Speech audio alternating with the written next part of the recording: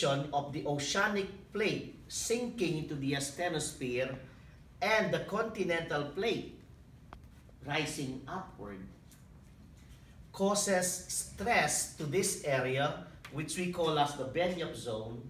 And once the stress can no longer be sustained, then it causes the rock here to break. And that results in earthquake. Most of Earth's earthquakes happen in the subduction zones. And the subduction zones are all around the Pacific Ocean.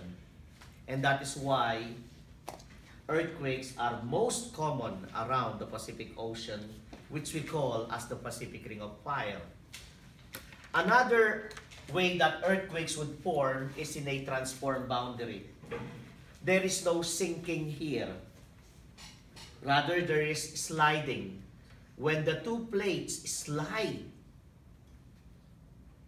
from one another, this causes stress on this region, and when the pressure that built up there is no longer sustainable, then the rock breaks, and that results to an earthquake.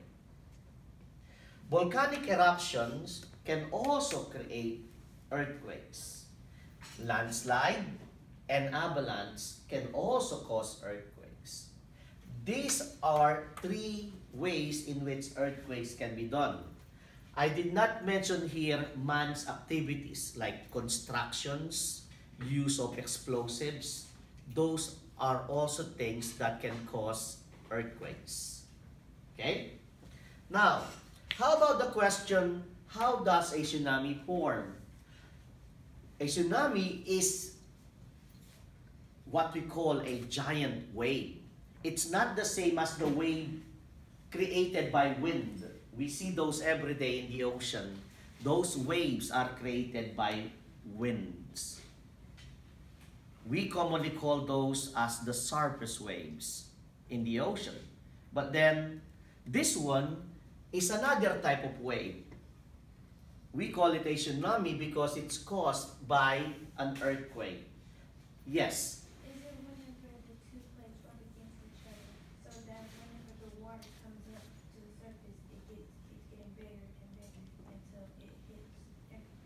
Precisely. That is what happens. And that is what happened here. When these two plates break, one of the plates rises, and the rising of that plate causes the wave to be produced because of the disturbance that is caused in the water. Of course, the very first thing that happened before a tsunami comes is that the water recedes from the shoreline. And then, when it comes back, it's a big wave, which we call as a tsunami. So, take note of that.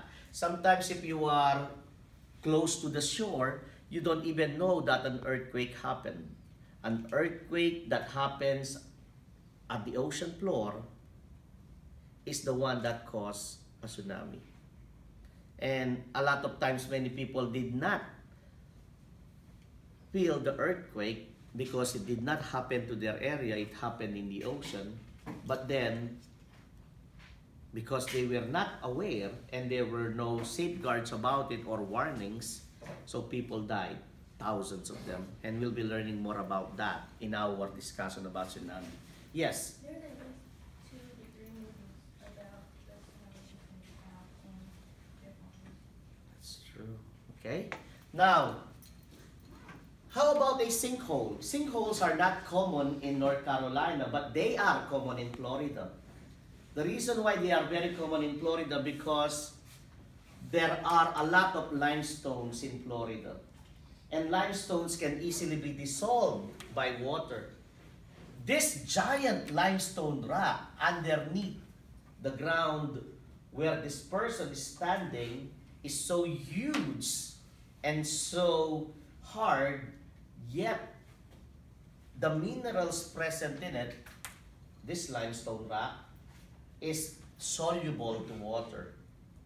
So when the water around the limestone dissolves the minerals, the limestone becomes smaller and smaller and smaller until it's already only this small, and it leaves a space which we call as an underground cave,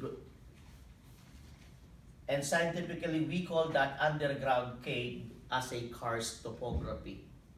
So there is now a hollow inside or underneath the ground.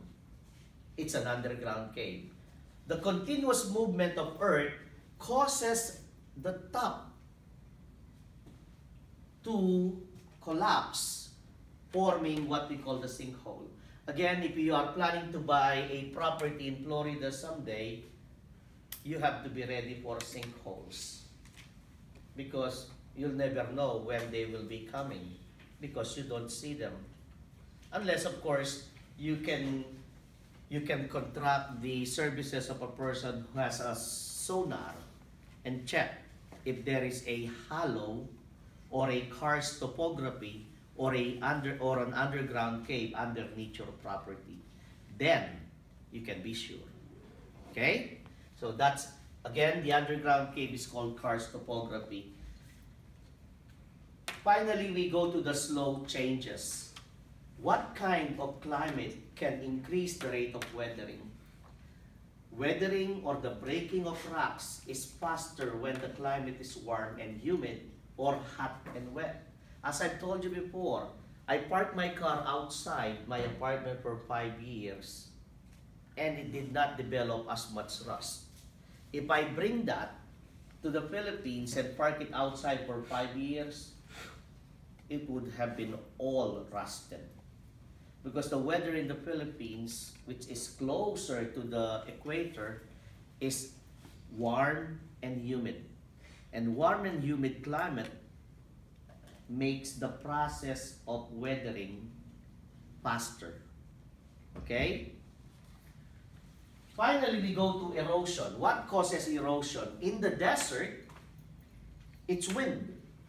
And when the wind blows, it causes the formation of sand dunes, which is the accumulation of sand blown or eroded by the wind. In North Carolina, we don't have that much wind, but we have a lot of precipitations. Together with the hilly topography, you have probably noticed that when we drive, it's like up and down, up and down. That hilly topography causes a lot of landslides.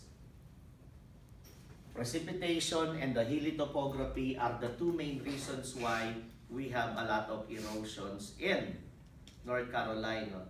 Of course, another reason is that a lot of the land have been covered with concrete and asphalt. What happens is, like this one, if I pour water here, will this table absorb the water? No.